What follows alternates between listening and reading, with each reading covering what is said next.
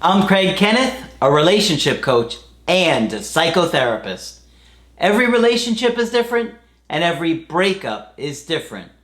Work with me and you'll get professional help on your situation. And if you're in no contact, focused on personal growth, my creative healing course is filled with hours of exclusive content. Available now at AskCraig.net.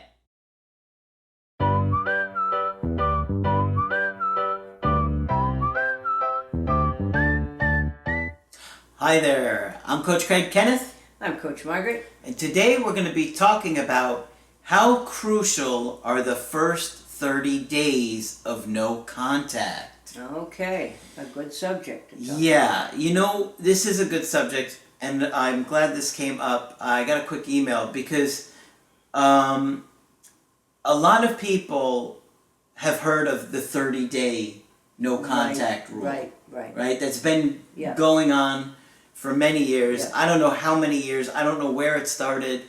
But the 30 days of no contact has kind of been something that people have kind of heard culturally. Mm-hmm. And I think it's talked about in movies and stuff like that.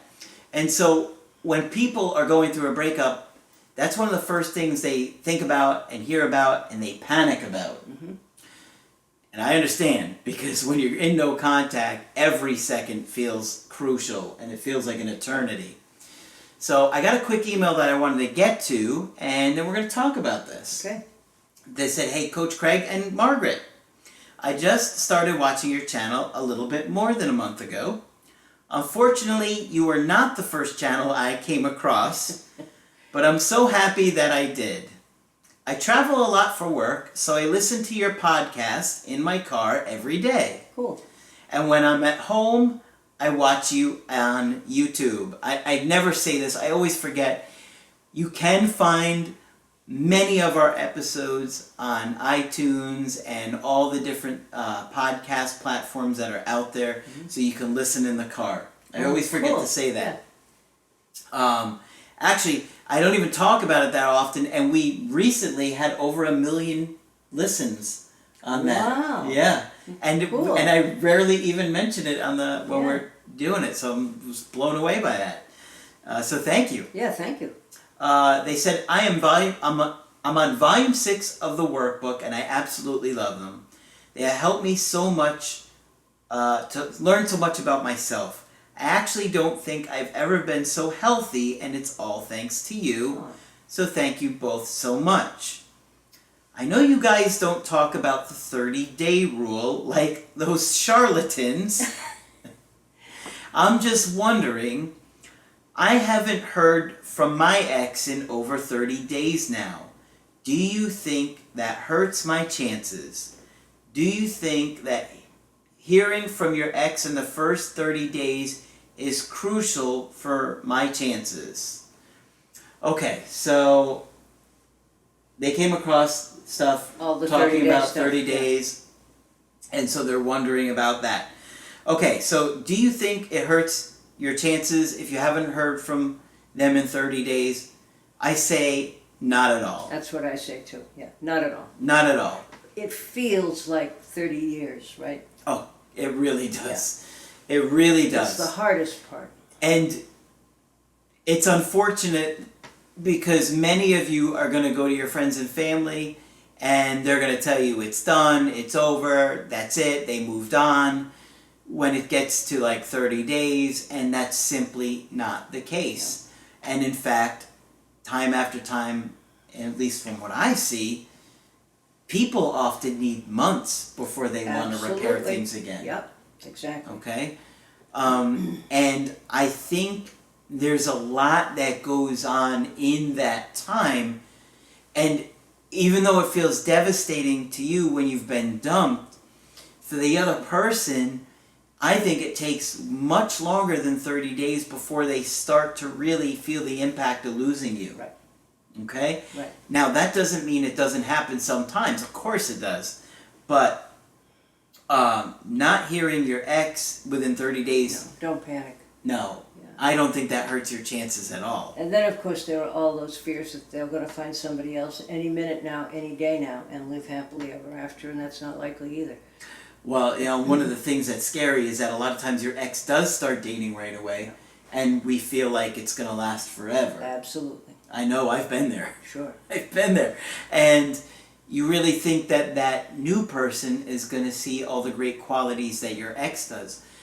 But they may say that in the beginning, but I really don't think it leads to them getting attached. Do you? No, I don't. I don't. If it's a rebound, yeah, they might have fun for a little while. And it might be a distraction to your ex for a little while, but it very rarely works out. Yeah. I think that's what we've seen.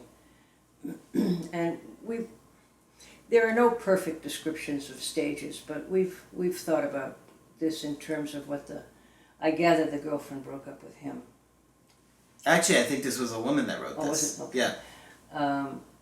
So, she's going to have all of those fears, and we've found that it can take months, because first there's a sense of relief that you've done this thing that was very hard and you finally got it over with, Mm-hmm. and then you might feel better for a while, and 6-8 months later, I really miss so-and-so and wonder if I made the right decision. Yeah. We know it's hard. Oh, and God, yes. and it's such a difficult balance of going between, do I move on or do I wait for this person to Right. come back for me? Yeah. And you have to make that judgment for yourself. I like to focus on the personal growth stuff and make that my priority, and that way, either way, you're going to win. If they come back, you'll be in a much better position to turn it around, and if they don't, you're going to be much healthier, and you're going to have a lot more skills to have in a new relationship. Yeah. So, no, I would absolutely not worry about hearing from an ex in 30 days. But we certainly understand where you got that. I totally understand. Absolutely, yeah. But if you sat next to me on my couch and heard all the calls that I do and how things progress day in and day out, I would say it's okay. 30 days is not that big a deal at all. Not at all. Okay? And the second question was, do you think it's crucial to hear from your ex in 30 days? Absolutely No. not. I don't think that hurts your chances at all. In fact, the way I like to see it is that the more time that you have from them, the more you really have the space and the ability to reflect upon what wasn't working, Yeah. and to grow and to change. Because growth doesn't happen in 30 days. No, Unfortunately not. no, it doesn't. No, I mean, not much can change in 30 days. No. No. I think the big thing that changes, Margaret, is the awareness of I made mistakes. Right. And it's such an overwhelming fear of I made mistakes and that's why they've left me. That's right. That's why they feel like I've changed. Well, Not in 30 days. no. It takes time to work through your attachment issues. It takes time to heal those things that happen in childhood that you're only starting to become aware of. Right. Which is why we talk about attachment issues and Yep. trauma and mental health. And all those things. Yeah. So, I'm glad somebody sent this, because I had never really thought about that 30-day and feeling that pressure of it's 30 days or it's 30 days, should I reach out now? Right. And aren't there some coaches who say you should? Yes. Yes. I don't recommend that. No. In my experience, it's much better to allow that person to come back. And, of course, every situation is so different. I've had people that I thought and said to them, wait, why are you in no contact? This person is trying to repair contact this. you. Yeah. And what's going on here? And then I hear situations where it's like, okay, you definitely need to stay in no contact. Especially if somebody's like saying, is there legal actions, or that, that they're being threatened with legal actions, like, don't call me, I'm going to call the police. Yeah. Oh, yeah. Yeah. Leave them Yeah, alone. back off. Back off.